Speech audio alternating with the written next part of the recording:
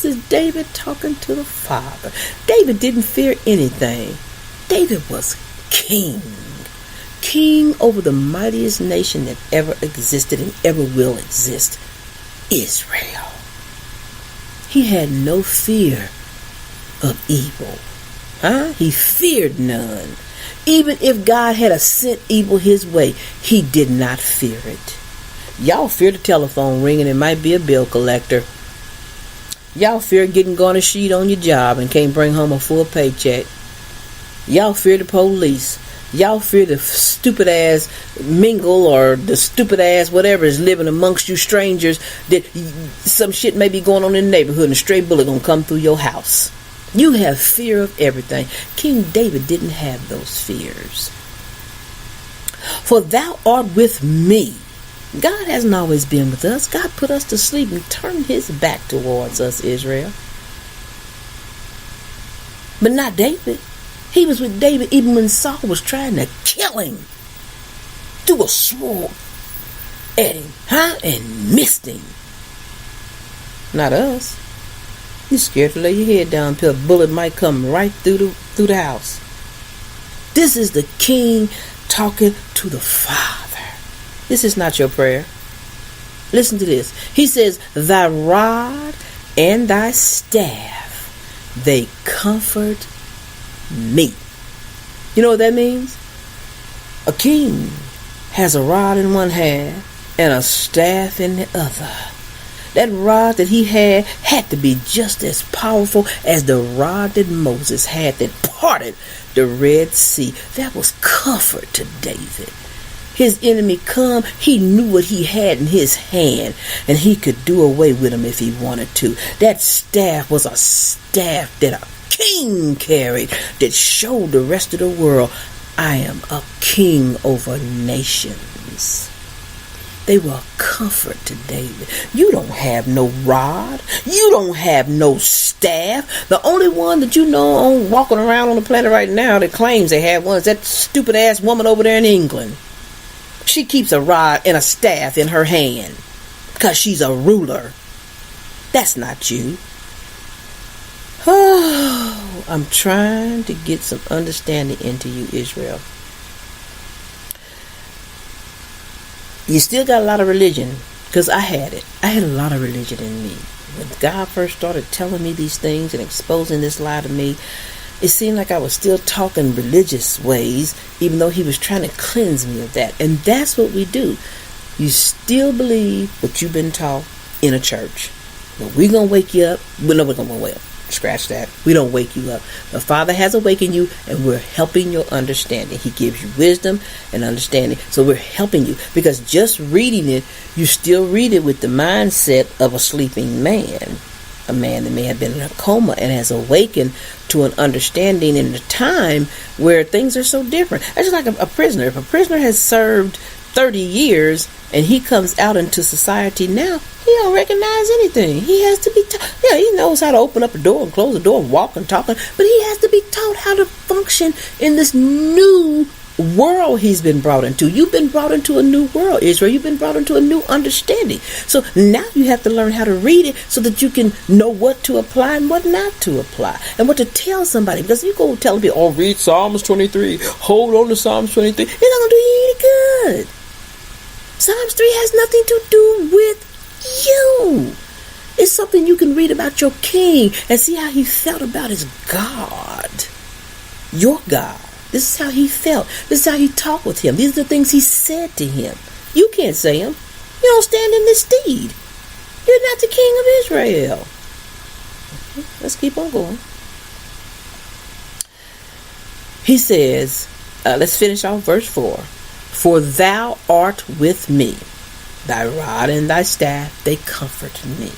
You get no comfort. There's no comfort for you. There's no peace. There's no rest. There's none of those things. Let's look at, let's see. Let's don't go there yet. Let's finish this. Let's finish some more of this. Let's go down to verse 5. Thou preparest a table before me, personal me, in the presence of mine enemies. Now you know that's not true. Y'all go to Piggly Wiggly, Marsh, and Kroger's, and any other store that you got in your town to go and buy your food. You got to work for it. You got to go to the store, and then you got to be cheap. Some of us have to be on the cheap because we can't just walk in there and throw everything we want in our car and go right to your own house and prepare it and cook it. King David said the Father prepares. You, God, you prepares the table before me in the presence of mine enemies. God don't do that for you. You go inside your house, close the door, and you turn on either that gas stove or you turn on that electric stove and you cook a meal. Best way you can. If you got power. If you even on the stove. If it ain't went out on Fritz. This does not apply to you. Okay, maybe you get it as we go on. Thou anointest my head with oil. Stop. Many people were anointed in the Old Testament. The prophets and people. They were anointed. The priest. But there was one main one that God anointed. He anointed David. Now listen to this. Let's go to 1 Samuel 16 and we're going to read 1 through 3. Let's take a look at this. And the Lord said unto Samuel, How long wilt thou mourn for Saul, seeing I have rejected him from reigning over Israel?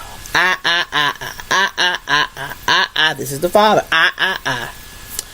Fill thine horn with oil, and go. I will send thee to Jesse, the Bethlehemite. Now check this out. Bethlehemite. Now, that's something else I want to hit on for y'all. Now, he says send him to Jesse. He didn't say the Judite, because we know he's a Judite, because we know King David sprang out of Judah. King David did. He came from the tribe of Judah. That's where kings come from. Does that mean that his father wasn't Hebrew? Hey, he was a Bethlehemite. He wasn't no Hebrew. That's the first thing you're going to say. But y'all got to understand, when y'all read this word and it tells you about somebody living someplace else, God, you got to know this about your God. Your God deals with Hebrew Israelites. He told Abraham that he would have children that would multiply the stars, as many as the stars. So you think all those people lived on 1 acre of land. Billions, millions and millions of stars up there. But yet all Abraham's people lived on 1 plot of land. They were everywhere. They were everywhere. Because when we had children, those children grew up, they separated, and they went off and started families. So God had Israelites everywhere. All right? So we know where Jesse was. For I have provided me, personal God, me, a king among his sons. Verse 2. And Samuel said, How can I go? If Saul hear it, he will kill me. And the Lord said, Take an heifer with thee, and say, I am come to sacrifice to the Lord. God set that thing up. And call Jesse to the sacrifice. And I will show thee what thou shalt do.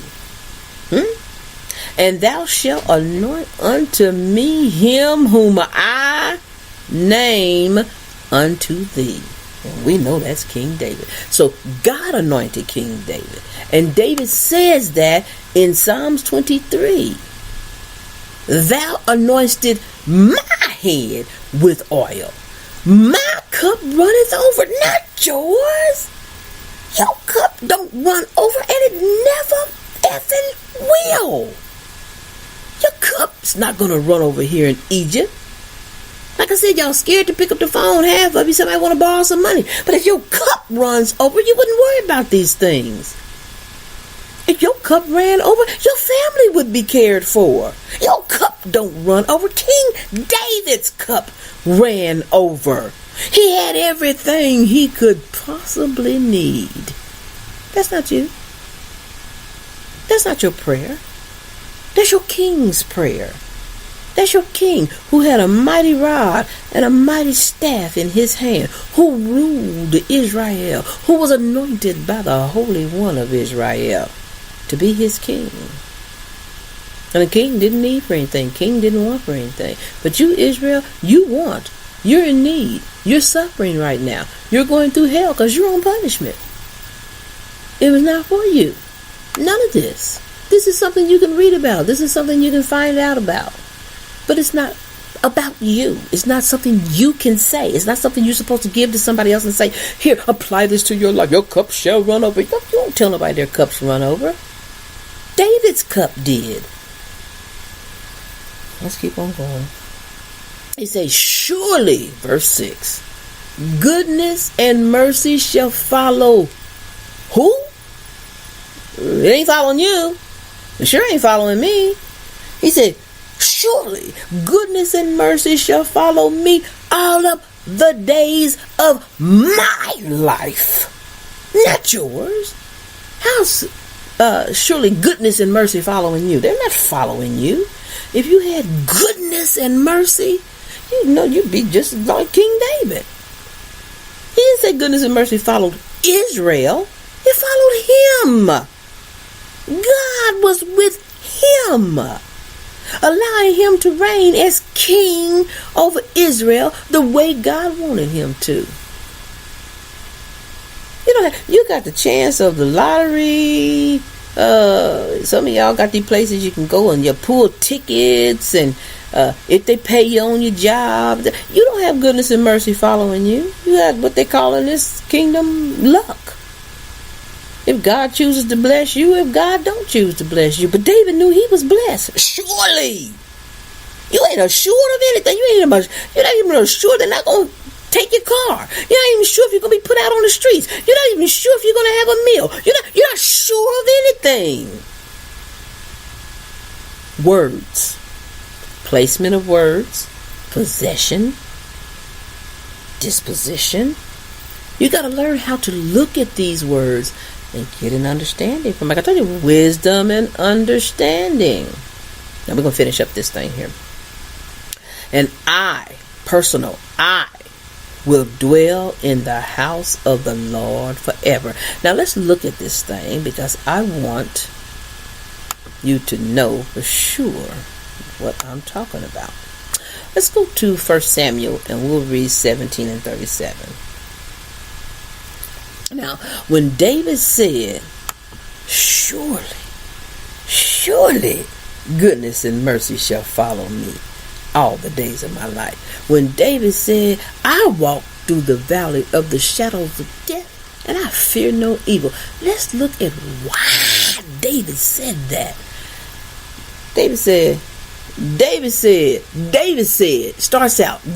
said, moreover, the Lord that delivered me out of the paw of a lion, out of the paw of a bear, he will deliver me out of the hand of this Philistine. Huh? Not you. Y'all scared of dogs. They got these pit bulls and whatever all them, I don't know what all the names of them are, but they got these dogs. They got all these signs, beware of dog. Y'all, some cats are crazy. Where y'all live at, you better not hope a bear is out there or a lion. He will eat you the hell up. This is King David. His experiences with his father. He's having a conversation. Have any of you men or ever sat down with your father or your mother and y'all had a long talk about how things was when you was a child coming up, and how things were and situations you were in and how you got out of them? And that's what this is with David. This isn't with you or about you. It's David. Let's finish it up. He said, I will dwell in the house of the Lord forever. You know how we know what he's talking about? Let's go to Amos 9 and 11. You see, you don't live in the house of the Lord. You live in your little house made by men. You live in your little place, your apartment or condo or whatever it's called.